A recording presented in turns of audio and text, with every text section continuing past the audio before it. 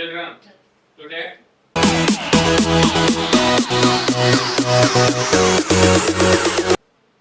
something about articles. Articles are one of the parts of speech. मैंने जैसे बताया था आपको कि दो तरह के वर्ड्स होते हैं, कंटेंट वर्ड्स और स्ट्रक्चर वर्ड्स। वो वर्ड्स और कुछ नहीं, पार्ट्स ऑफ स्पीच ही है, जिसमें स्ट्रक्चर वर्ड में जो सेकंड कैटेगरी बनती है, सेकंड वैरायटी बनती है, वो आर्टिकल्स होता है। क्या होता है?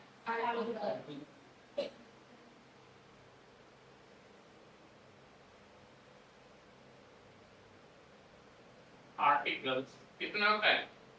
तीन। बोला करो ना। एन और एक और एन दोनों का मीनिंग होता है एक। सिर्फ साउंड का डिफरेंस होने पर इनको अलग अलग जगह यूटिलाइज किया जाता है। In case a word or a noun begins with a vowel sound, वहाँ पर हम एन यूज करते हैं। Whereas यदि एक कंसोनेंट साउंड से शुरू होने वाला शब्द जो नाउन होता है, वहाँ हम अ यूज करते हैं, a star. We stayed in a 5-star hotel. अब 5 क्या है अपने आप में? कंसोनेंट है। इसको बोलने के लिए गले का यूज नहीं हुआ, इसका यूज हुआ, दोनों होठों का यूज हुआ।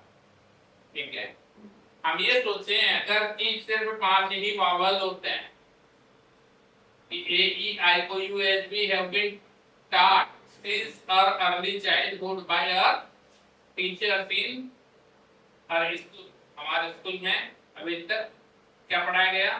बोले ए E I O U A 5 vowel है, तो वो इनकरेक्ट प्रिसेप्ट है, वो इनकरेक्ट थ्योरी है, वो इनकरेक्ट प्रिंसिपल, गलत सिद्धांत है। क्या है?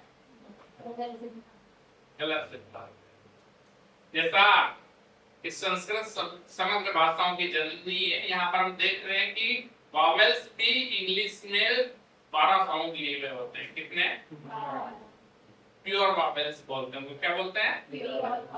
जैसे हमारे यहाँ पर अ आ इ ई उ ए ऐ ओ औ अम अ कभी सीखा होगा आपने?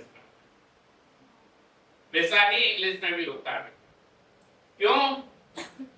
क्योंकि यदि मैं एक्ट लिखूं या एक्टर लिखूं या एक्शन लिखूं, तो वहां ए से शुरू होने वाला वर्ड सिर्फ ए एडी का एक साउंड क्रिएट करता है।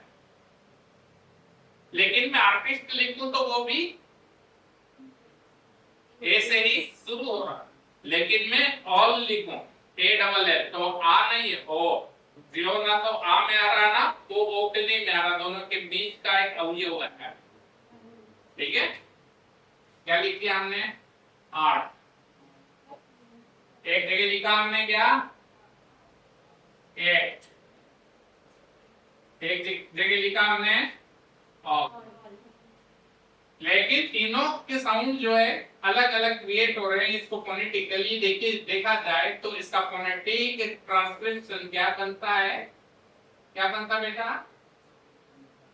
और यूरोपियन लोग नहीं बोलते हैं। यदि खासकर में इंटरनेशनल कॉल सेंटर पर जाकर बैठेंगे, 25-30 हजार रुपए की नौकरी करेंगे आप कस्टमर केयर पर, वहां पे आर्ट बोल दिया तो आपको बाहर कर दिया जाएगा। और सिर्फ ऐसा लगता है कि रा बोला, लेकिन रा बोला नहीं जाता।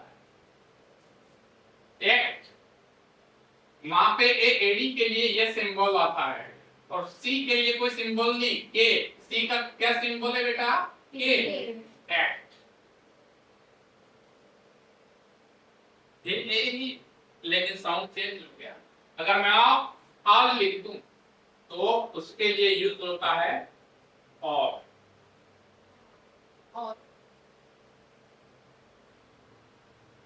क्या यूज होता है? और। लेकिन यदि मैं लिख दूं अवॉइड, क्या लिख दूं? अवॉइड। बताइए, या अनार का आ गया, क्या आ गया?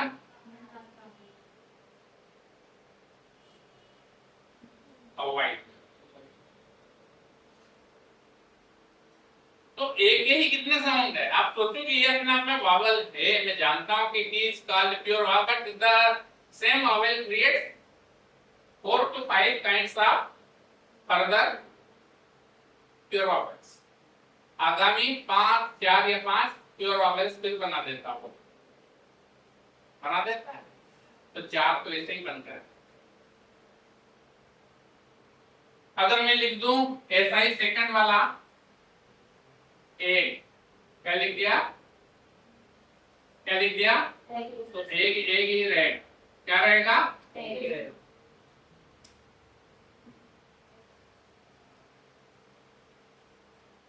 डबल जी हट जाएगा। लिखा जाता, पढ़ा नहीं जाता है। लेकिन अगर मैं लिख दूं इमरजेंसी,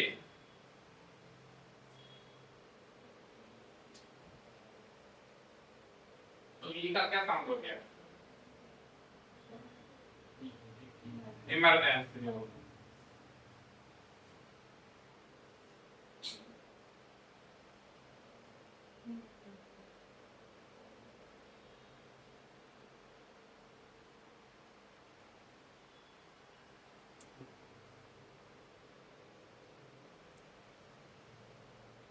इमरजेंसी ये फोनेटिक ट्रांसक्रिप्शन है। तो ई के दो साउंड बन जाए। ऐसा ही एक ही की जगह में एक और चीज लिख दूं, एरर, गलती पाई गई है आपके क्वेश्चन में। एरर क्या पाई गई है? एरर।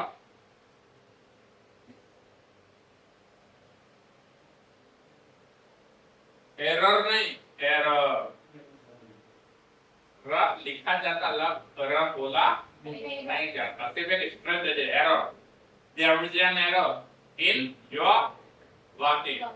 वर्किंग नहीं, वर्किंग।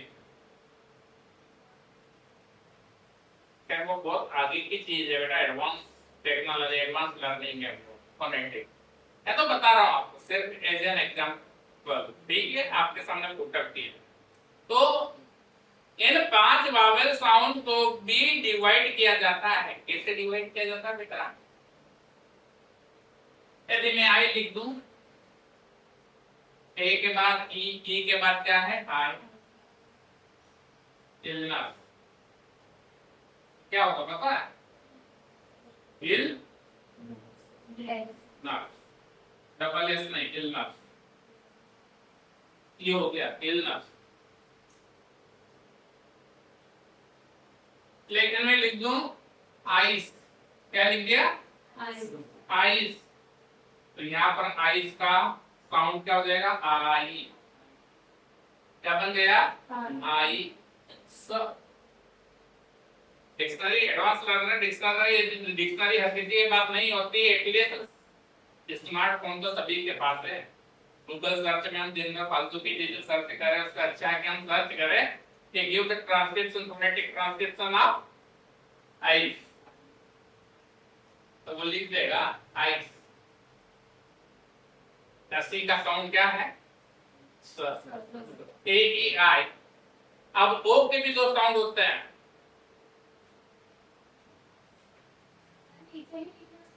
हाँ दिख जाएगा, एक लाइन तक दिख जाएगा। ओके, मैं लिख देता हूं। यदि ओ को हम उठा लें यहां से,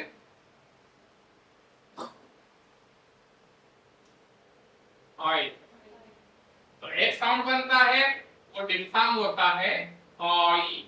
उसके बाद अपने आप में ये क्या है? जोड़ी वाला, इसको डिफथंग कहते हैं, प्योर वावेल नहीं है। क्या? एक जोड़ी वाला वावेल है जिसको डिफथंग्स कहते हैं। क्या कहते हैं? डिफथंग।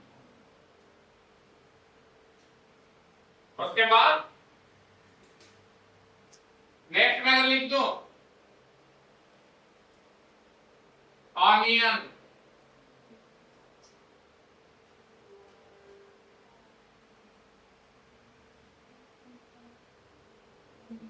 ऑनियन।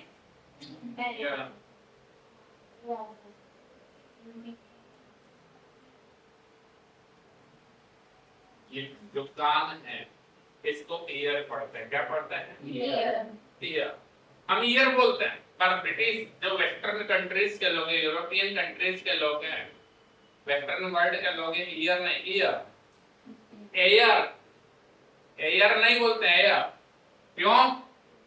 ये एयर और ये ईयर। लिखा है लेकिन पढ़ा नहीं जाता है, वो रख हटा देते हैं। उड़ता हुआ रख, जैसे सीयू आर्टिक कर्ड बोलते हैं हम लोग, कर्ड। ऐसा लगता है कि ना बोला कर रहा, बोलते नहीं। उसको सिर्फ रख ना बोला जाता। अगर मैं बोल दूं रेस, तो लिख देंगे रेस।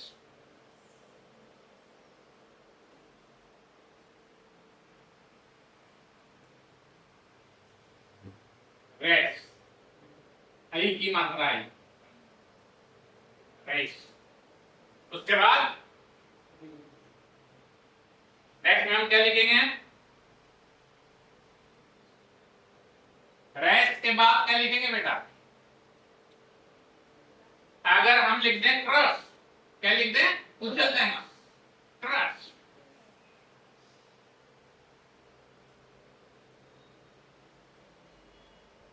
क्रश।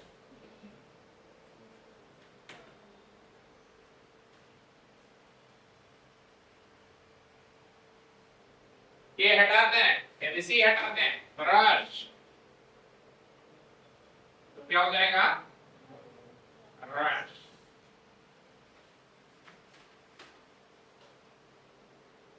ये फोनेटिक समझा? क्या है? यू का कोई साउंड नहीं। आगे चलते हैं, ओके। अब आपको मैं डायरेक्ट वॉवेल वहां पर ले चलता हूँ जहां हम आर्टिकल यूज करते हैं, है ना? अब ये हो गया आपका यू वाला सिस्टम जहां पे यू का कोई साउंड नहीं है। क्योंकि अगर मैं लिख दूं एटमॉस्ट, अगर मैं लिख दूं एटमॉस्ट, तो क्या हो जाएगा बेटा? ये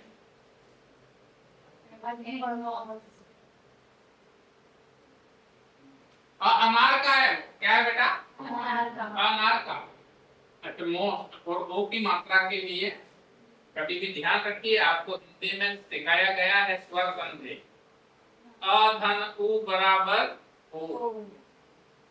मॉस्ट ये अनार का है और ये उ उल्लू का है। ठीक है, ये डिफाइन बना ओ की मात्रा के लिए एटमॉस्ट।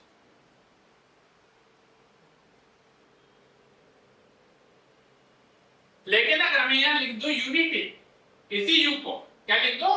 यूनिटी। क्या यूनिट लिख दिया, तो ये यति के लिए वाई यूज नहीं होता फोनेटिक में, वो जे जैसे सिंबल यूज करता है। या जे का मतलब है यमुना, नाम सुना नदी का नाम यमुना, लेकिन कई महिलाओं का नाम जमुना बाई होता है। जमुना, जमुना नहीं, लगा पटा जमुना, ये कपड़ा जम रहा, इसी मामले का जमुना कपड़े का जमुना। यह और जगह बहुत अपने आप में बहुत ज्यादा सटीक क्या है, संबंध है। इसलिए फोनेटिक में यह नाम की कोई चीज नहीं है, यह के लिए वो जे यूज करते हैं। लेकिन जे का जो साउंड होता है वो ये यति का होता है। वो क्या बोलते हैं?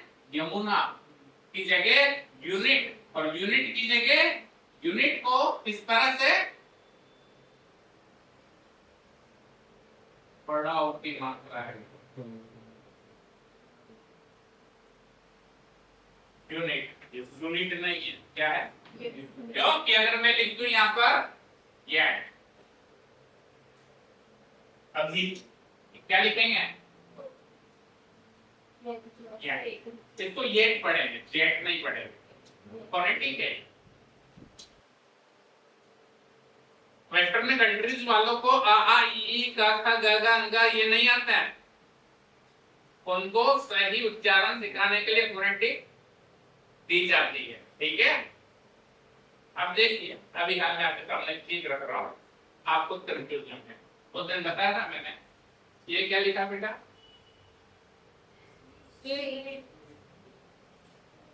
ठीक है, अच्छा बताइए ये क्या लिखा है? ये क्या लिखा? स्ट्रीट लिखा।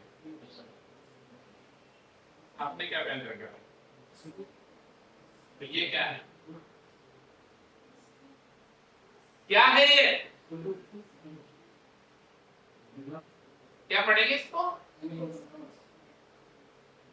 बताइए, इसे क्या पढ़ेंगे?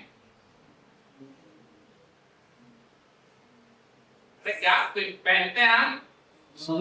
दूल्हा क्या पहनता है? सूट। ठीक है, लेकिन इसी सूट में ई लगा दो तो क्या बन जाएगा? स्वीट बन जाएगा। वो स्वीट का मतलब मीठा। अगर स्वीट में लगा दो तो स्वीट मतलब मिठाई। अपना स्वीट, अपना स्वीट नहीं है, क्या है वो? अपना। किसी भी मिठाई की दुकान पे जाइएगा तो वहां पर स्वीट नहीं लिखा, वो स्वीट्स लिखता है। क्या लिखता है? स्वीट्स। मिठाई है, मिठाइयाँ, whatever they wanted to represent their products or goods that they have put to be sold out, बेचने के लिए रख रखी हैं चीजें, विक्रय हेतु चीजें रख रखी हैं। अब यहाँ पर है स्वीट का मतलब क्या है? स्वीट और स्वीट में क्या फर्क है बताइए? दोनों का फोनेटिक क्या है?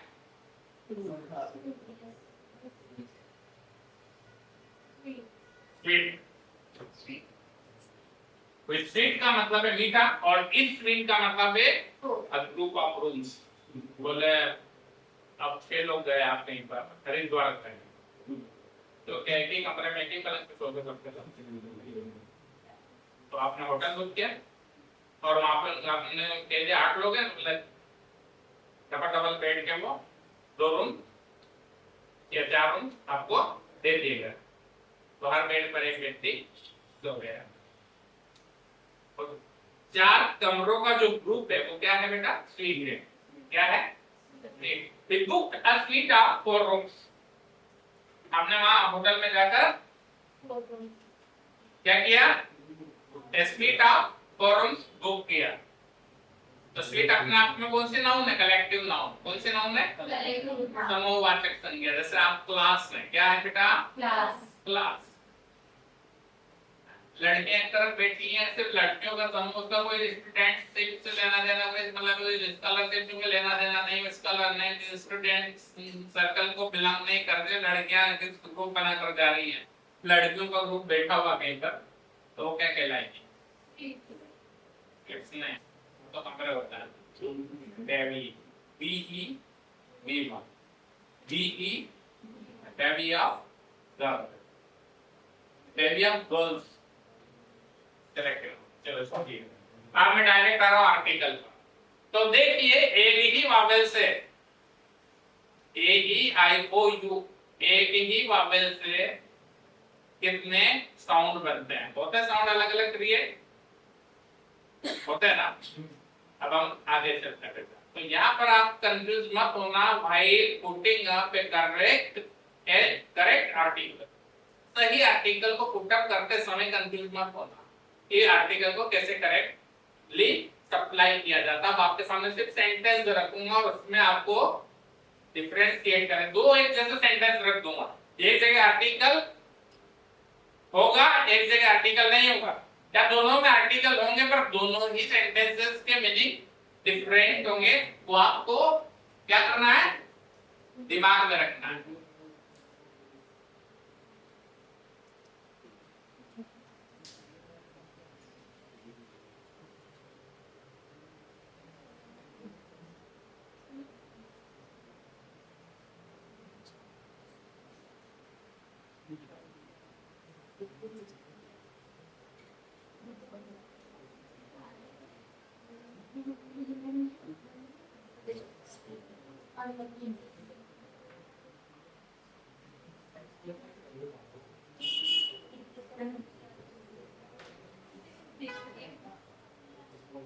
पानी नहीं है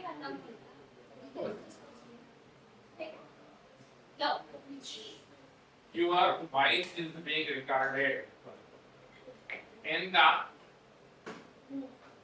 video clips. Okay. Please try to maintain pin drop silence.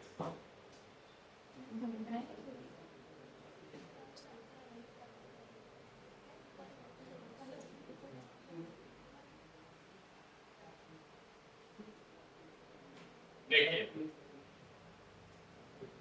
मेरा नहीं दीदी बड़ी का दीदी भी आता है तुमको बता दो मेरा I have a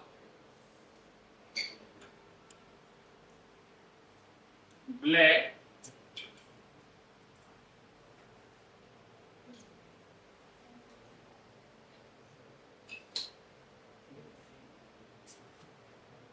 and white cloud. I have a black and white white. देखा है? दिख रहा है सभी को? हाँ आर्टिकल कहाँ लगा? अगर मैं इसको सेंटेंस लिख डालूं, I have a black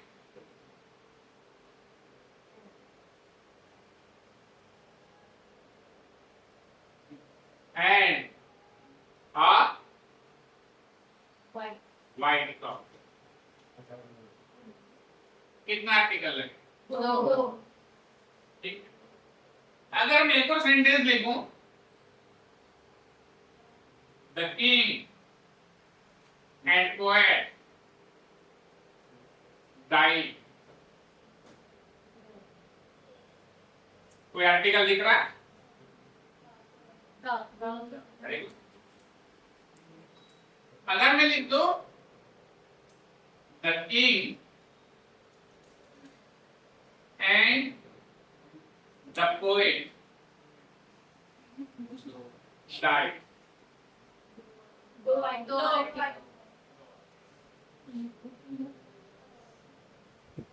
अब बताइए कि सबसे पहला सेंटेंस मैंने क्या लिखा? सबसे पहला the first example. I have a black and white cow. बेटा सेंटर, आप बताइए कि सबसे ऊपर वाले सेंटेंस का मीनिंग क्या है? What is the meaning of the uppermost sentence?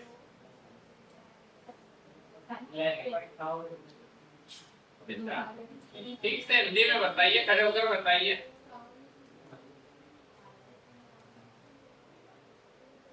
बताइए.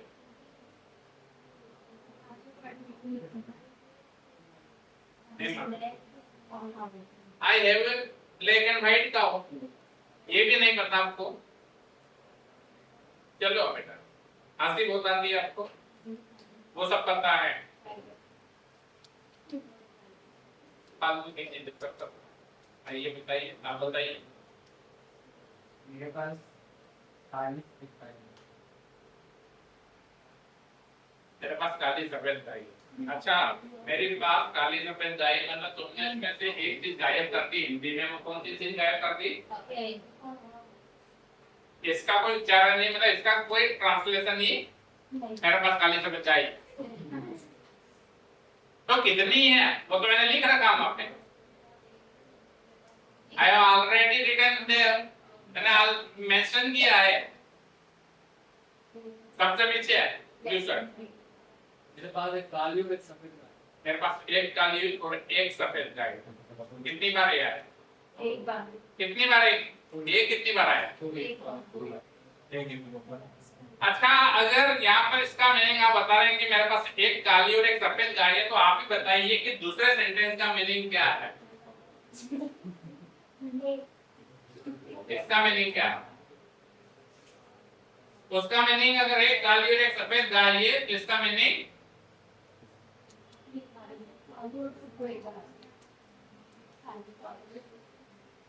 आप बताइए.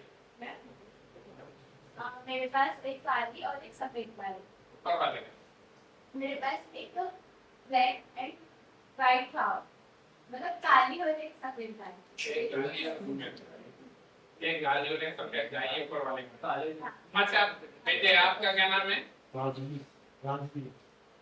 हाँ बताइए, सबसे ऊपर वाले का मीनिंग। और मेरे पास एक काली सफेद गाय है।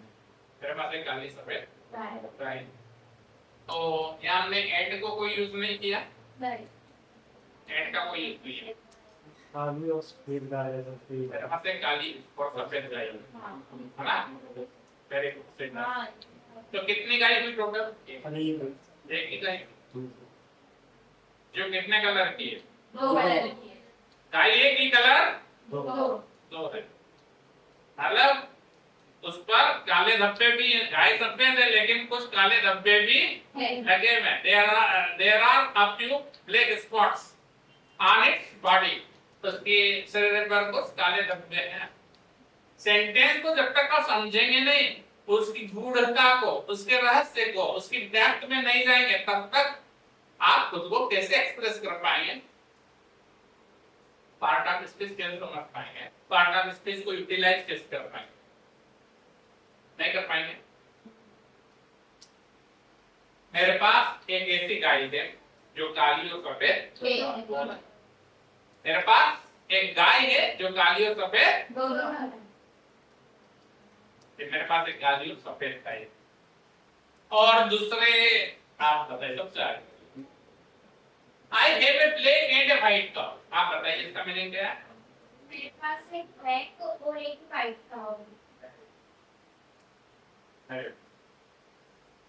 कितनी काऊ है टोटल? दो।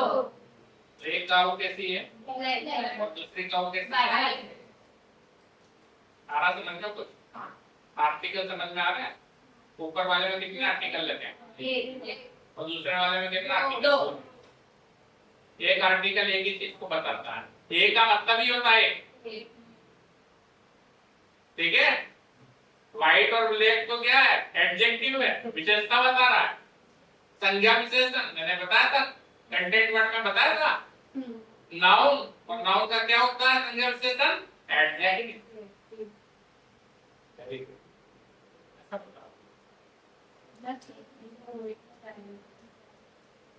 आप बताइए बेटे, आप the king and poet died, इसका क्या मीनिंग?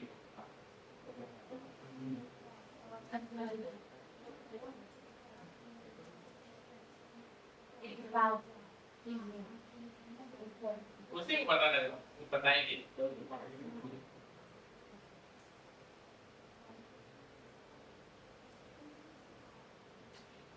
किंग क्या होता है? पोएट क्या होता है?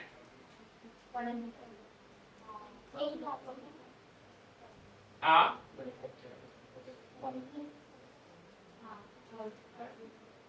आप मेरी बात सुनिए, तुम एक राजा एक राजा, तो राजा होते कितने हैं एक राज्य में? एक ही होता है, 10 होते हैं क्या एक राज्य में? अच्छा, भारत में कितने प्राइम मिनिस्टर, भारत में कितने प्रेसिडेंट हैं? एक ही है ना, प्राइम मिनिस्टर एक ही है ना। अब क्या यूज करते हैं? Definite article.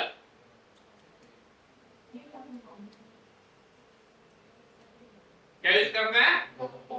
Definite article. जहां अकेला कोई काम करता है फिर वहां पर एक लगाने की आवश्यकता नहीं है। एक हम कहाँ यूज करेंगे? जहां पर ऑलरेडी क्या प्रयुक्त किया गया है? एक का मीनिंग एक। मेरे पास एक काली और सफेद गाय है। मेरे पास एक काली और एक सफेद गाय, लेकिन दूसरे का मीनिंग क्या है बेटा? आप सबसे पीछे वाली, इधर वाली सबसे पीछे है, आप बताइए बेटा। The king and poet died का क्या मीनिंग बताया इन्होंने? राजा और कवि डाइड, वेरी मर गए। राजा कवि मर गए, तो कितने थे लोग? दो लोग थे। तुम दोनों बैठो। अब बेटे आप व्हाइट वाली आप बताइए। The king and the poet died, इसमें कितने लोग हैं? इसमें भी दो, उसमें भी दो है। आप बताइए बेटे ब्लू वाली।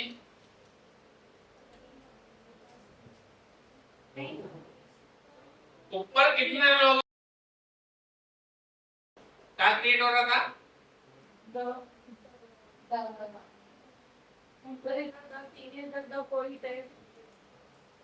यहाँ पर कितने द और यहाँ पर कितने द? अब वहाँ पर कितने आप है और यहाँ पर कितने आप है? और यहाँ पर कितने द है और यहाँ पर कितने द है? ऊपर एक नीचे दो,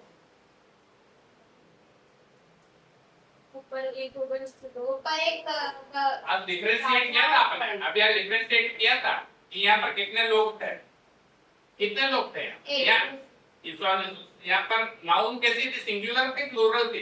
गाय कितनी थी? एक एक थी। या गाय कितनी है? दो, अब यहाँ पे लोग कितने होंगे? दो एक अभी कौन बोला दो? आप बताइए। आप भी दो बोल रहे और ये भी दो है, ये भी दो है, ये भी दो है। अच्छा मेरी बात सुनो, अगर राजा को कविता लिखने का शौक चल रहा है अब है, राजा कविताएं लिखता है, तो कवि the one who writes poem is called एक बार जो कविताएं लिखने का शौक रखता है, कविताएं लिखता है, वो भी तो पोएट होता है। राजा खुद ही कवि था बेटा, और वही मर गया ऊपर वाले सेंटेंस। राजा खुद ही कवि था और वो खुद ही मर गया, इसलिए हमने क्या लिखा? The king and poet died। लेकिन हम यहाँ पे विक्रमादित्य के दरबार में कालिदास थे। विक्रमादित्य राजा थे और कालिदास कवि थे। अब इधर विक्रमादित्य भी मर गए और कालिदास भी मर गया, तो हमने नीचे वाले सेंटेंस में क्या लिखा? वो king विक्रमादित्य है और यह पोएट कौन है? वहाँ को भी काली समझ में आ गया? आई समझ में? ठीक है, दो अलग अलग लोग हैं, दो आर्टिकल है, means the noun remain different. Nouns कैसी है? सिंगुलर में पर डिफरेंट है। कैसी है? सिंगुलर, लेकिन रहेगी कैसी? डिफरेंट रहेगी। और अगर एक ही आर्टिकल यूज हुआ है तो दोनों तरफ जो नाउन है वो अकेले ही, दोनों तरफ जो नाउन है वो अकेले ही व्यक्ति को, अकेले ही वस्तु को, अकेले ही जानवर को या पशु पक्षी को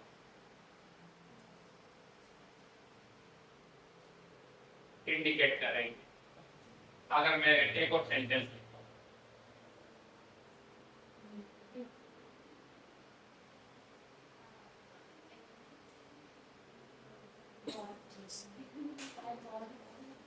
बांट नहीं है, और अगर मैं एक बार और लिख दूं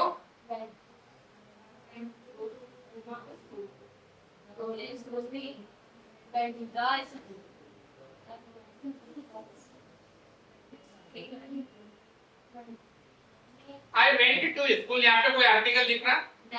इसका मतलब क्या है? इसका क्या मतलब? गो का सेकंड फॉर्म गो, जाना, वेंट गया,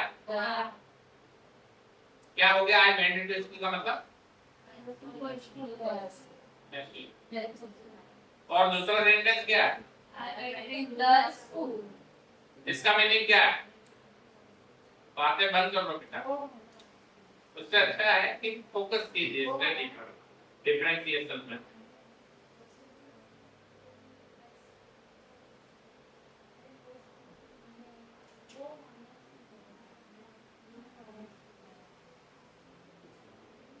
क्या है बेटा? बताइए जल्दी। सेकंड सेंटेंस का मीनिंग बताइए। I went to the school.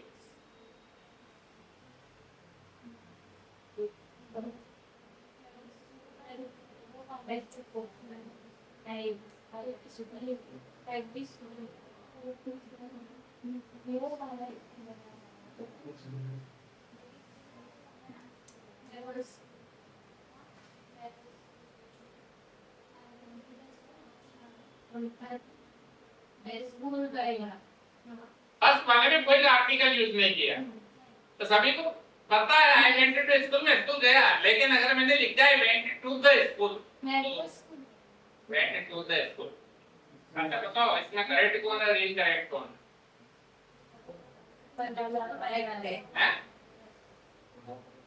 क्या है?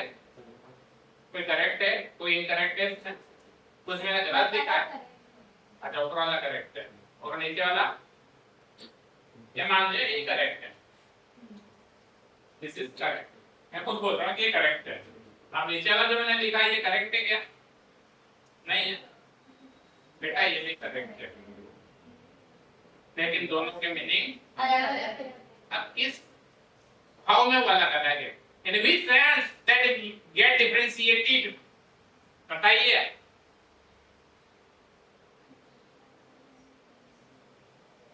What sense do they reveal, क्या चीजें रिवील करते हैं वो? आई वेंट टू स्कूल, पर सोचिए कि मैं स्कूल गया तो क्यों गया, और I went to the school तो सोचिए कि मैं स्कूल गया तो क्यों गया।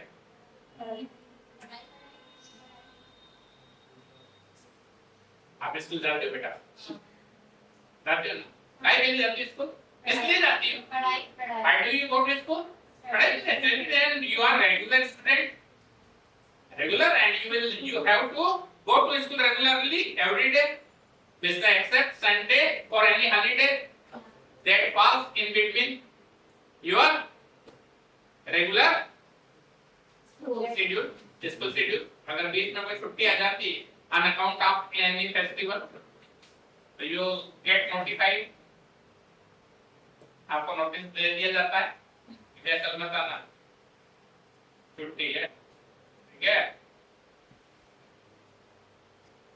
गुरु नानक जयंती है, संत रविदास जयंती है, इसलिए कल छुट्टी रहेगी, होता है।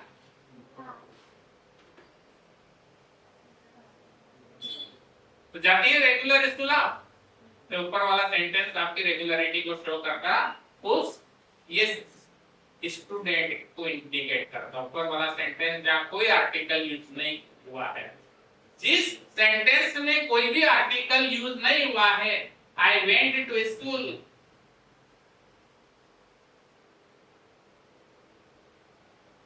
किसको इंडिकेट कर रहा है? किसको? स्टूडेंट में पेरेंट को। किसको?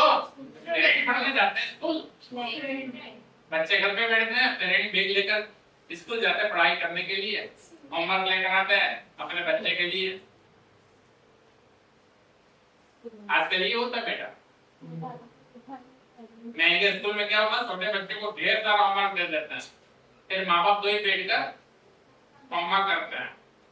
तो जितना पैसा लेते हैं ना, 3 लोगों को पढ़ा रहे होते हैं, एक तो बच्चे और उसके माँ बाप भी साथ में पढ़ रहे होते हैं। Parents also have to study, undergo study session to finish the homework of their work. अपने बच्चे का होमवर्क फिनिश करने के लिए उनको भी किताबों के पढ़ने पड़ते हैं, जल्दी कर लो, सवाल कहाँ है, ये जल्दी से इसका आंसर फाइंड ढूंढ कर निकाल, आगे उसकी पढ़ाई करेंगे। तो जितने फीस ले रहे हैं उतना पढ़ा भी रहे, इधर माँ बाप को भी तो पढ़ाना है घर पे, ठीक है। I went to the school, रास्ता में नहीं गया, वो स्कूल गया, मैं स्कूल गया, मैं स्कूल गया बेटा, मैं स्कूल नहीं गया, मैं स्कूल गया। I went to school, मैं स्कूल गया, और I went to the school का भी मीनिंग है मैं स्कूल गया, लेकिन दोनों स्कूल गया में डिफरेंस क्या है? ऊपर वाले में तो पढ़ने के लिए गया, लेकिन दूसरे वाले में अगर कोई पेरेंट्स गए कि वो प्रिंसिपल से मिलने के लिए गया, पढ़ने नहीं गया, वो फीस डिपॉजिट करने के लिए गया, बैठ के पढ़ने के लिए 6 घंटे तक पढ़ने के लिए नहीं गया, फिर पहला लेक्चर आएगा, फिर मैं एक दफ्तर लेकर नहीं गया। आ रहा समझ में? यदि आपके पेरेंट स्कूल जाते हैं किस पर्पस से जाते हैं? या तो आपके एडमिशन प्रोसेस को लेकर, पर्पस को लेकर, आपकी फीस डिपॉजिट करने के लिए, आपका फॉर्म सबमिट करने के लिए, या किसी और एंट्री के लिए वो जाते हैं, पीटीएम के लिए जाते हैं, पेरेंट टीचर मीटिंग के लिए जाते हैं। तो आपके पापा क्या कहेंगे? I went to school, I went to the school. ये नहीं बोलेंगे आई वेंट टू स्कूल, क्या बोलेंगे? ये डिफरेंस है इंग्लिश और हिंदी में। स्कूल गया, और आपने भी बोला कि मैं स्कूल गई, मैं पापा के साथ स्कूल गई, पापा बोले मैं इसके साथ स्कूल गया, लेकिन इंग्लिश में क्या होगा, आप बोलेंगे आई वेंट टू स्कूल और पापा बोलेंगे आई वेंट टू स्कूल, क्योंकि किसी स्पेसिफिक पर्पस के लिए पापा स्कूल गए। हम बैठे रहने के लिए नहीं गए, तो ऐसे रेगुलर स्टूडेंट को नहीं गए। ये पापा के लिए, पेरेंट्स के लिए, और ये स्टूडेंट्स के लिए। जहाँ पर कोई आर्टिकल यूज नहीं हुआ है वो स्टूडेंट के लिए, जहाँ आर्टिकल यूज हुआ है द, क्या यूज हुआ है, तो पेरेंट्स के लिए कि वो किसी स्पेसिफिक रीजन पर्पस को लेकर स्कूल पहुंचे। ऐसे अगर मैं एक और सेंटेंस यहाँ पर लिख डालूं कि आई वेंट टू स्कूल, हटा दिया हॉस्पिटल, और अगर मैं लिख दूं यहाँ पे आई वेंट टू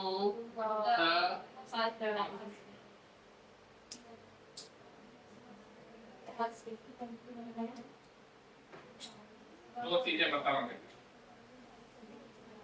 क्या है दो चीजें। ये आर्टिकल यूज हुआ, ऊपर वाले में आर्टिकल यूज नहीं हुआ। Why use, I went to hospital और I went to the hospital. बताइए what is the difference between two sentences. जैसा स्कूल में वो के रिगार्ड में हुआ था, वैसा ही हॉस्पिटल के रिगार्ड में। बताइए क्या, जैसा स्कूल में बेटा, ये बात कंफ्यूजन क्लियर कर लेना, इस कंफ्यूजन को क्लियर कर लेना। एज ए टीचर वो भी ये लिखेगा I went to school because a teacher is क्या है, हेल्पलेस, मजबूर है, विवश है, लाचार है, उसको स्कूल जाना है। Otherwise how will he earn his daily bread, अपने दिन जीविका, है ना, to meet the both end of life, है ना, जीविका अर्जित कैसे करेगा वो, चाहे वो टीचर जा रहा है स्कूल, चाहे बच्चा जा रहा है, स्टूडेंट स्कूल जा रहा है, टीचर जा रहा है, वो ऊपर वाला सेंटेंस ही यूज करेगा आई वेंट टू स्कूल, मैं स्कूल गई, मैं स्कूल गया, आई गो टू स्कूल, मैं गो टू स्कूल, लेकिन I go to the school as a parent. ऐसा ही आई वेंट टू हॉस्पिटल, मैं हॉस्पिटल गया, और I went to the hospital का मतलब भी मैं हॉस्पिटल। आप बताइए फर्क क्या है। हॉस्पिटल के स्टाफ के लिए, हॉस्पिटल डॉक्टर स्टाफ, और किसके लिए, और किसके लिए, मरीज के लिए, both patients and doctors as well as paramedical department और other staffs, okay, वो सब लोग क्या करते हैं, वेंट टू यूज करते हैं, जो वहाँ काम ही करते हैं, वहाँ के कर्मचारी हैं। जैसे मेदांता हॉस्पिटल में जितने भी कर्मचारी हैं, चाहे वो सफाई कर्मी है ना, मैनेजमेंट को बिलोंग करते हैं, है ना, चाहे वो एचआर है, वहाँ के एचआर शिप में है, चाहे वो मेडिकल पर बैठने वाले केमिस्ट हैं, मेरा स्टूडेंट है केमिस्ट, मैं दवाई लेने गया तो मुझे पहचान के सर मैं जानता हूँ, मैंने कहा मैंने मुझे अपने 12th में पढ़ाया 2019 में, 2019, तो I went into hospital, bio था उसका, बायोलॉजी का केमिस्ट बन गया वो आगे चलकर, अब उसको समझ आया दवाइयाँ और नाइट शिफ्ट में बैठता हूँ। आई वेंट इनटू हॉस्पिटल, अगर वो केमिस्ट कहेगा, अगर वो डॉक्टर कहेगा, नाइट शिफ्ट वाला, डे शिफ्ट वाला, चाहे वो पैरामेडिकल वाला कहेगा, ठीक है, वो सब क्या बोलेगा, आई वेंट इनटू हॉस्पिटल। या मरीज कहेगा जो 8 दिन के लिए मैं एडमिट होने के लिए, जिसका ऑपरेशन नहीं हुआ, ऐसा थोड़ी कि ऑपरेशन करके उसको घर भिजवा देंगे, उसको तब तक रखेंगे वहां पर जब तक वो रिकवर नहीं हो जाता। तो मरीज भी क्या कहेगा, क्या इवेंट कर, मैं हॉस्पिटल गया था, मैं हॉस्पिटल में गया, मैं हॉस्पिटल गया था, लेकिन अब गुलदस्ता लेके अपने रिश्तेदार से मिलने जा रहे हैं, क्या उसका ऑपरेशन हुआ है, हड्डी टूट गई थी उसकी, कमर टूट गई थी उसकी, ओपन हार्ट सर्जरी हुई है, उसको स्टेंट डाले हैं, उसकी बाईपास सर्जरी हुई है, उसको सब ब्रेन इश्यूज आ गए हैं, उससे मिलने जा रहा है। उसके लिए फ्लूट लेगा, उसके लिए गुलदस्ता लेगा, उसको मतलब कॉम्प्लीमेंट देता है गेट वेल सुन। तो आप क्या यूज करेंगे? I went to the hospital. मैं हॉस्पिटल गया। मरीज से मिलने के लिए गए स्पेशली, तो वेंट टू द हॉस्पिटल। पर एज ए मरीज, as a patient, I went hospital. As a doctor, I went hospital. Or any other staff of working in the hospital, I went to hospital। ऊपर वाला, नीचे वाला, समझ में आया आपको? अभी तक देखे थे सेंटेंसेस? देखे थे? आए समझ में? आज के बाद अगर ऐसे सेंटेंसेस देखने को मिले तो आप क्या करेंगे बेटा? डिफरेंशिएट कर पाएंगे? सही आर्टिकल लगा पाएंगे? लगा पाएंगे? ठीक। आगे चलते हैं। अब इसकी डेप्थ में चलते हैं, इसकी डीप एंट्री केसेस में चलते हैं कि आर्टिकल की डीप एंट्री केसेस कैसी होती है। मैंने बताया था अभी कि ए से लेकर जेड तक बहुत सारे नाउन आती है और वह आर्टिकल में दी जाती है। एक होता है ए, एक होता है एन, एक होता है ए और एक होता है एन, जिसे सिंगुलर नाउन के पहले रखा जाता है और साउंड के अकॉर्डिंग ए और एन, कंसोनेंट साउंड के पहले ए और वॉवल साउंड के पहले एन रखा जाता है। लेकिन कभी-कभी डेफिनेट आर्टिकल भी सिंगुलर नाउन के साथ यूज किया जाता है। दुनिया में ताजमहल कितना है? रिवर गंगेस कितनी है? हिमालयास कितना है? माउंट किलिमंजारो कितने हैं? ब्रज ज्वालामुखी, डेड वॉल्केनो है अफ्रीका में। समझ में आया? इंडियन ओशन कितने हैं? अटलांटिक ओशन कितने हैं? पैसिफिक ओशन कितने हैं दुनिया में? एक ही है ना। ओशंस बोला मैंने, ओशन ही बोला ना। महासागर, हिंद महासागर, अटलांटिक महासागर, प्रशांत महासागर। तो ऐसी चीजें हैं जहां पर, और बिल्डिंग के नाम रेड फोर्ट कितने हैं दुनिया में? क्या लिखेंगे? द रेड फोर्ट, द ताज। नदियों के नाम, the Ganga, the Yamuna, the Narmada, the Kaveri, the Saraswati. Okay, वहां पे हम द यूज करेंगे। समझ में आ रहा आपको? ये डेफिनेट आर्टिकल। इसके बाद द और का यूज होता है ग्रामेटिकल इंट्रिकेसीज में। बताइए। Before superlative degree. Superlative degree भी दो तरह की होती है, एक रेगुलर और एक irregular.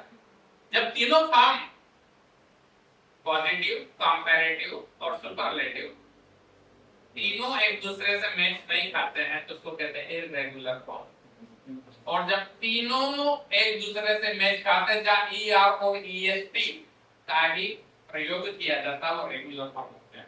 High, higher, highest. Mount Everest is the highest mountain peak in the world. क्या लिखा है? क्या लिखा है बेटा? ये मेरा करता हूं।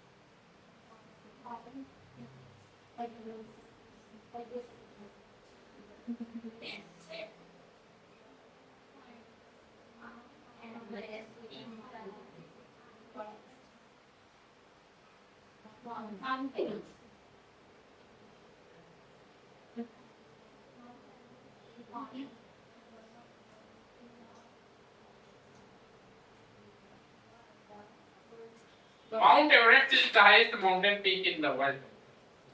Mount Everest दुनिया का सर्वोच्च पर्वत शिखर है।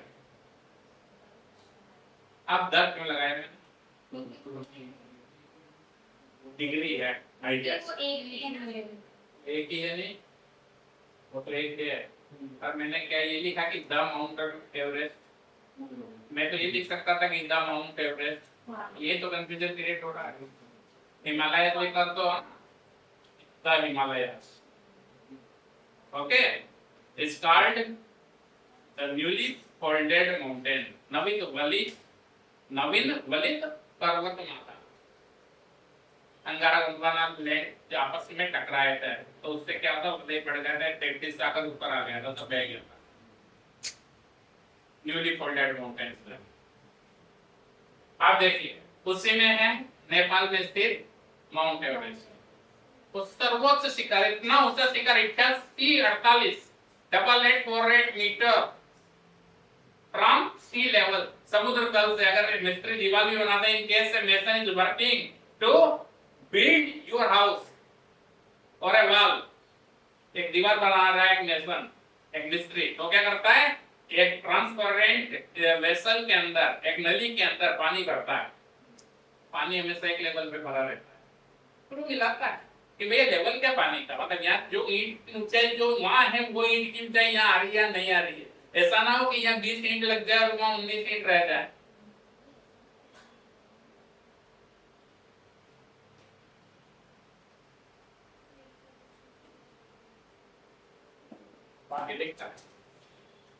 Mount Everest is the highest mountain peak in the world. और आपको कह दिया जाए एग्जाम में आता है कि rewrite the sentence using a positive degree।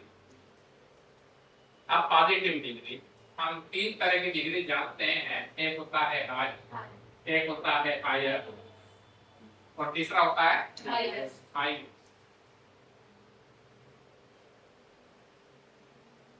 ऊंचा, ज्यादा ऊंचा और सबसे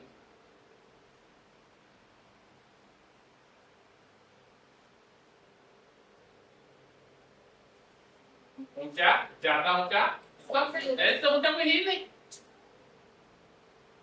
अब ये क्या बोलता है, mount Everest is the highest mountain peak in the world, और फिर इंस्ट्रक्शन डालता है उसमें क्या, वो लिख देता है rewrite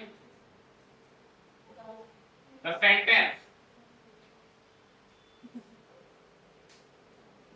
by using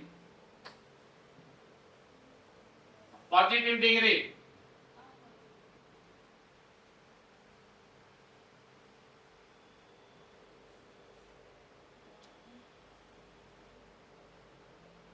Without changing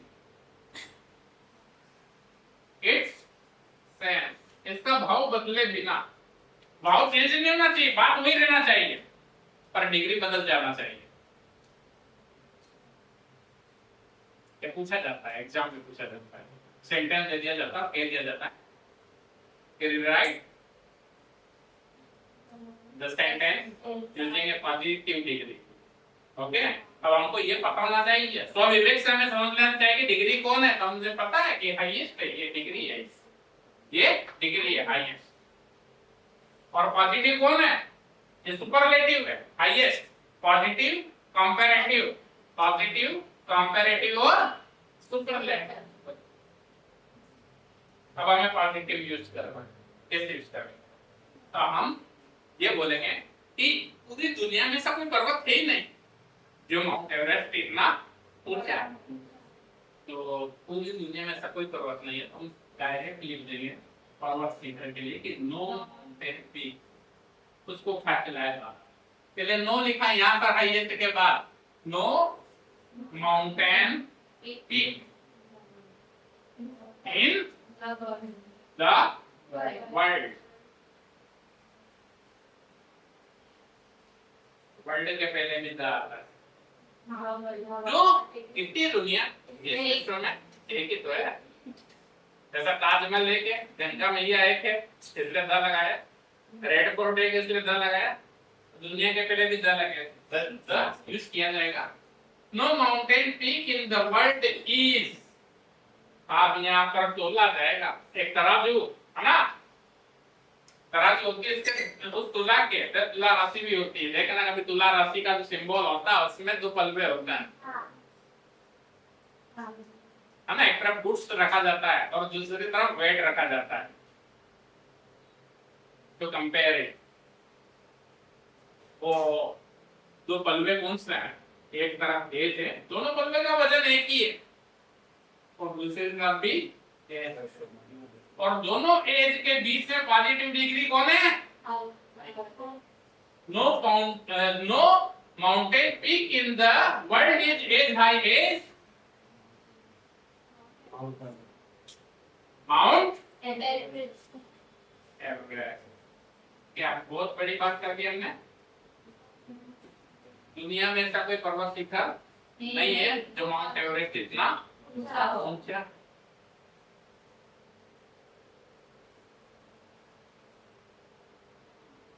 sense change नहीं किया हमने, सेंटेंस बदल दिया, ये पढ़ोगे तो भी वही मीनिंग है और वो पढ़ोगे तो भी वही मीनिंग है, और अगर आप चाहें कि हायर तो ये मोर देन मच देन में आता है, इसमें कंपैरेटिव डिग्री के बाद THN लगता है, THAN क्या लगता है, देन तो दो तरह के होते हैं, एक होता है THAN क्या होता है, और एक होता है THEN, देन ये टाइम ये एडवर्ब ऑफ टाइम है, एडवर्ब ऑफ टाइम है और वो एडजेक्टिव है, देन अधिक, है ना, my marks are more than you, I got more marks in examination than you, मेरे एग्जामिनेशन में जो मार्क्स आए वो तुमसे ज्यादा है, तो वो देन कौन सा है, ये बात है, फर्क समझ लेना, अगर ये लिख दिया कहीं पे तो वो एनसर्कल कर दिया जाएगा, आप बाहर कर दिए जाओगे, परीक्षा यही देखता है कि बच्चा गलती क्या कर रहा है।